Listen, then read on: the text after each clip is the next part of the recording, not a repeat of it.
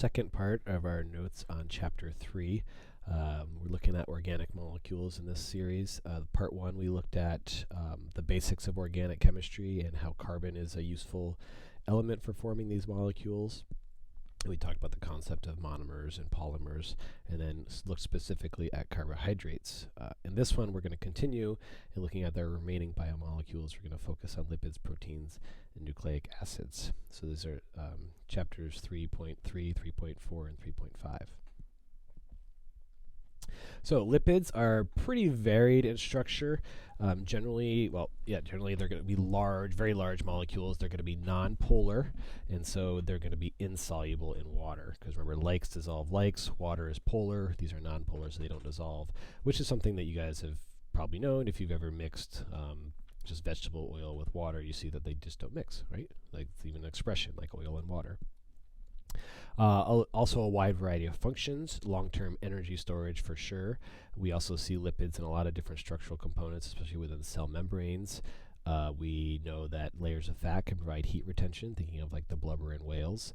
Cell communication and regulation, we're talking about hormones and steroids, as well as protection. It can be absorbing chemicals or providing even just like shock absorbers. Lots of different forms. We think of just straight up fats, but also liquid oils, the phospholipids, as in the phospholipid bilayer, the cell membrane, steroids, and waxes. These are all lipids. So again, here's all those different types in their functions, so you can always check those out. Nice resource for you. You can see what some of their uses and then like where we use them in society. So triglycerides, this is our long-term energy storage. So this would be something that you might also have too much of in your body if your diet is not very good. So this is something you can actually measure, like when you're getting like your cholesterol done. Triglycerides. I remember actually I used to work as a phlebotomist. I used to draw blood, and I drew a person's blood, and instead of being like a nice red liquid, it came out like a strawberry milkshake. And that was because this person's triglyceride numbers were so like shockingly high that he like was his blood was like literally full of fat. It was crazy. Anyway, I digress. Also called fats and oils. So like I said before, long-term energy storage, and these are one glycerol molecule linked to 3 different fatty acids by dehydration synthesis. So remember, we have 2 different molecules. So strictly speaking, this is not a polymer. So this is what a triglyceride looks like. Right, 3 of these guys. So we take our glycerol, we've got a bunch of OH groups, and we've got our fatty acids, which also have OH groups, and you can probably see where this is going. We can crack off that H, crack off that OH, and we can form water, and so we can do a dehydration reaction to put them together. Or we can add water and do a hydrolysis reaction and drive it to the left and break them apart. We talk about these guys as being saturated or unsaturated, and you've probably heard this before. You've probably seen it on your food facts labels. You have total fats, but then you also have saturated fats and unsaturated fats, and you've probably heard, that the saturated fats you're supposed to try to avoid, like those are less healthy for you.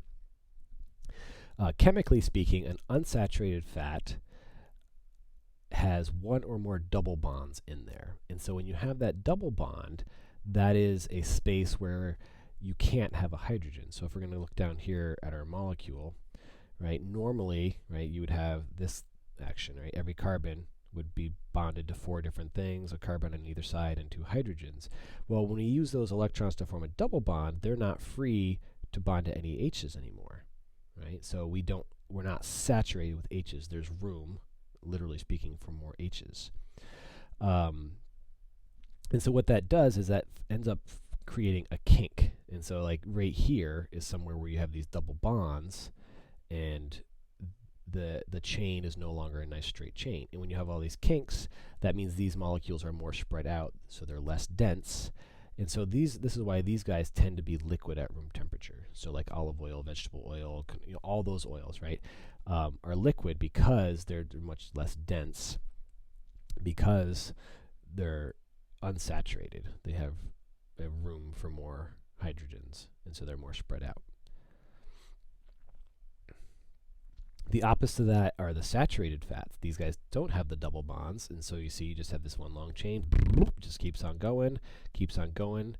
There's not a lot of space. They get they're densely packed together, so these are going to be solid at room temperature. So butter, lard, the fat on your bacon kind of thing. You add temperature, right? You're going to start breaking bonds, and then you might start getting liquid. But at room temperature, they tend to be more solid. And then a trans fat is a triglyceride with at least one bond in what they call the trans configuration. So this is something that's been usually modified by people. We talked about those at the beginning of the last section. Phospholipids, another important use of another important type of lipid. These are what's used in our cell membranes. So they're similar to a triglyceride. You've got your glycerol molecule, but this one's going to be linked to just 2 fatty acids, but that also has a phosphate group. Okay, so if you look here, here's your glycerol, here's your fatty acids, but then you also have this phosphate. And so the fatty acid parts are the tails. Okay, these are nonpolar, and so these tend to be hydrophobic. Right? Remember, nonpolar, they don't mix with water. Right, they don't dissolve in water, so they're afraid of water, so to say. That's what phobic means. And then the phosphate group, though, here gives this whole part a polarity. This makes this part polar.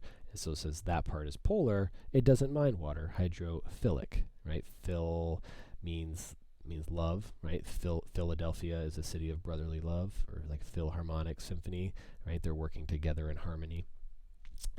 So this part is good with water. This part does not like water, right? So that makes them really useful for forming these cell membranes. And so if we were to just take a whole bunch of phospholipids and just drop them into water, they'd automatically orient themselves in a bubble with these guys facing in because they don't like water, and these guys facing out because they don't mind water. So you'd automatically get this double layer, and it would be a sphere.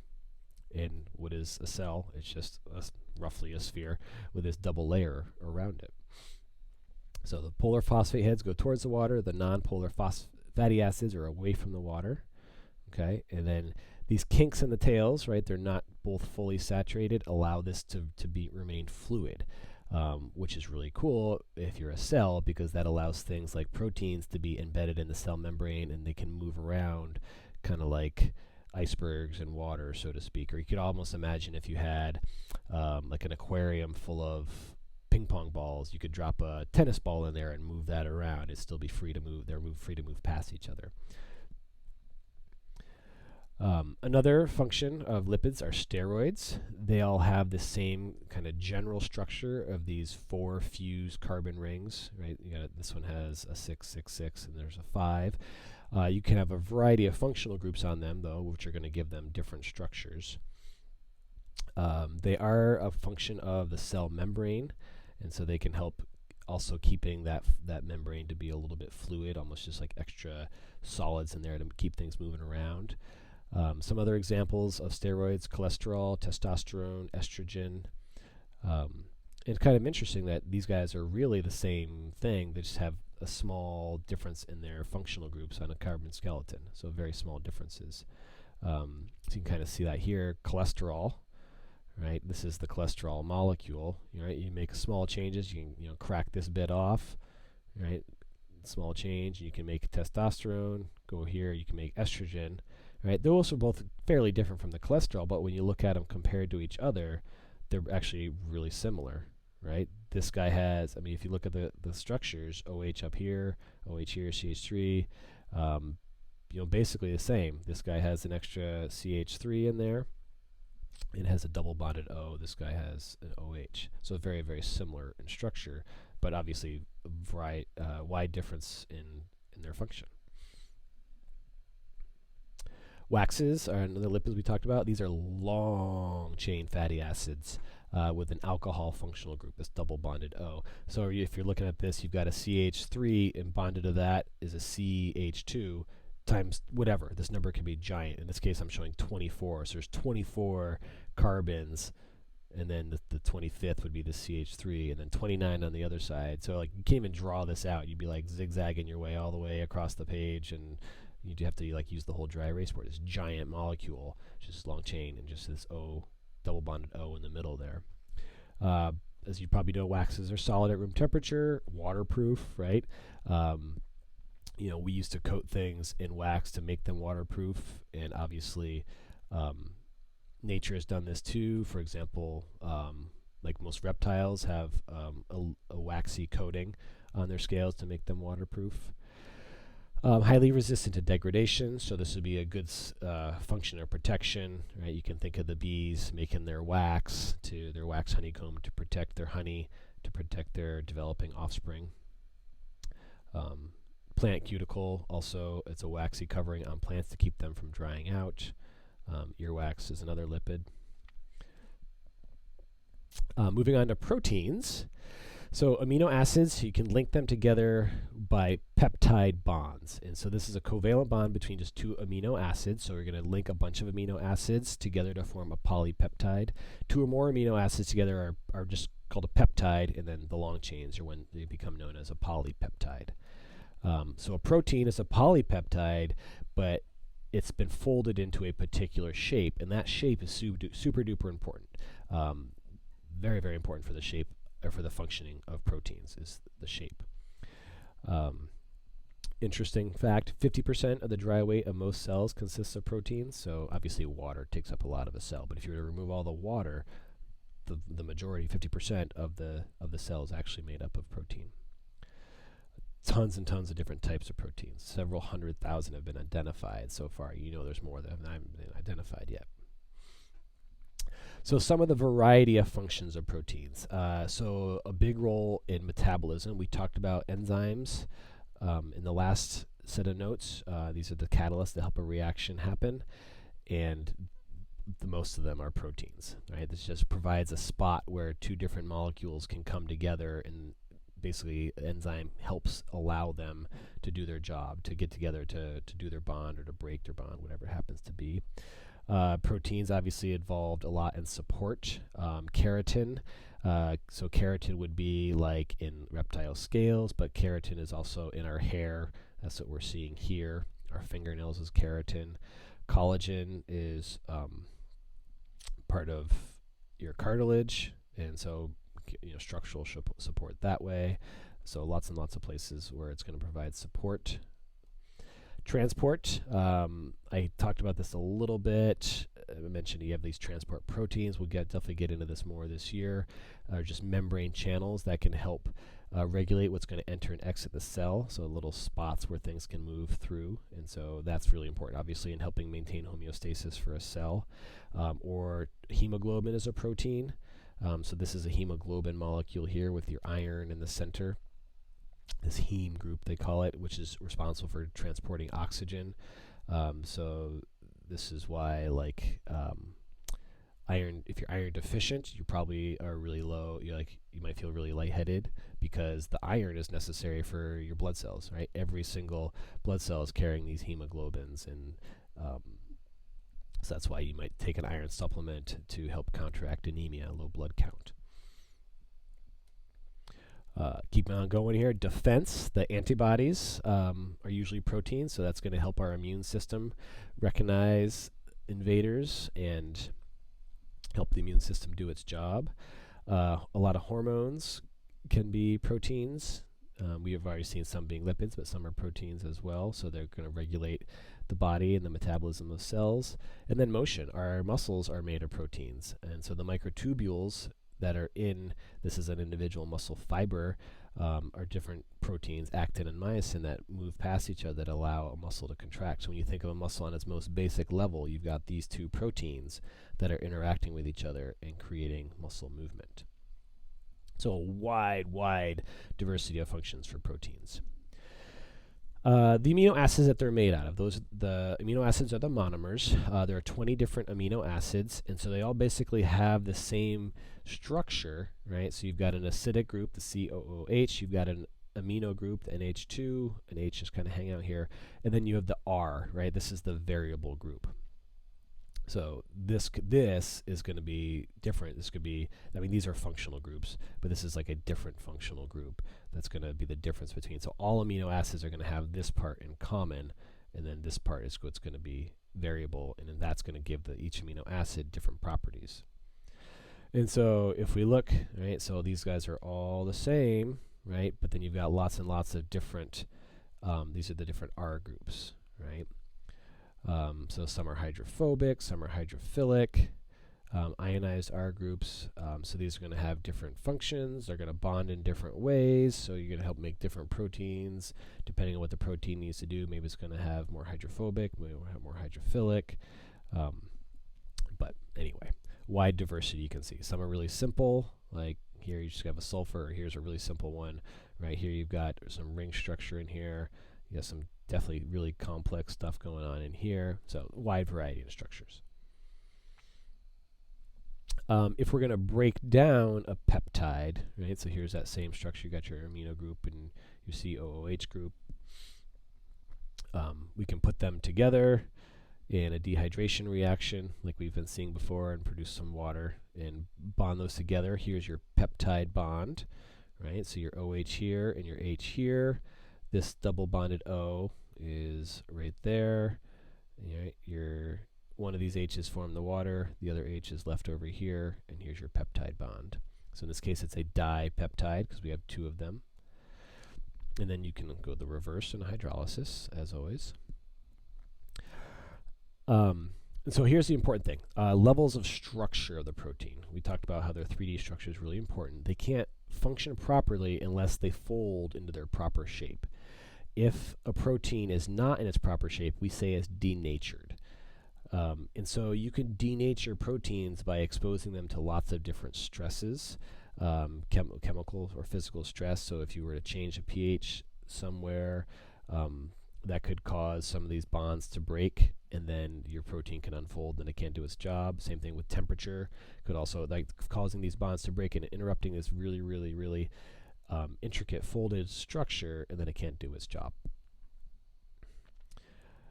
We have 4 different levels of structure when we're talking about a protein. Primary, secondary, tertiary, and quaternary is how I say that. I've heard some people say quaternary. I've always been told it's quaternary. I'm not going to be too worried about that. Primary, secondary, tertiary, quaternary. The primary level is just this linear sequence of our amino acids.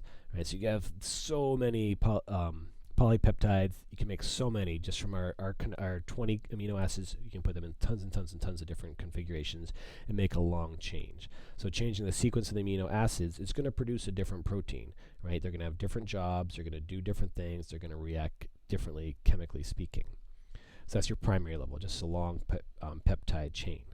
The second level is something you can do. You can take those chains and you can make an alpha helix out of them, alpha helices, and so you're getting this spiral shape. Or you can make a beta pleated sheets or beta sheets, and so we can join them all together and hydrogen bond them together here to keep them together. So you can have a long flat sheet, or you can have a spiral in there. The tertiary level is when we take a bunch of these other shapes and put them together, right? So you could have some beta pleated sheets in there, you could have some just long strings in there, you could have some alpha helices in there, and you're going to start to give it an overall 3-dimensional shape. This is going to be governed by the hydrophobic and the hydrophilic reactions that are going on in there. You're going to have some hydrogen bondings going on in there, acids and bases bonding, all these things holding things together. Sulfide, disulfide bridges holding these guys in there to help give it that 3D structure. And then the last level, the quaternary, is when you have more than one polypeptide all joined together. So here we've got 4 different tertiary structures all connected together to make our overall protein. So here they are again, right? Your primary structure, secondary structure, tertiary, and then that is just one part of this gigantic molecule. This job of being folded is so important that proteins actually help the folding happen. So these are called chaperone proteins. Think of the chaperone at a dance, right? In this case, keeping things from happening, but a chaperone in this case is going to keep them together to help them happen. So it's going to help fold the proteins into their normal shapes, but could also do some corrections. They could be like proofreaders, basically. So a defect in these chaperones may play a role in lots of different diseases like Alzheimer's disease, right? So normally you could have these chaperone that are supposed to fold the protein, right? But if it doesn't do its job, you're not going to get the correct protein at the other end. And then if you don't have those proteins, something's going to be wrong. In Alzheimer's, that tends to be proteins in the brain.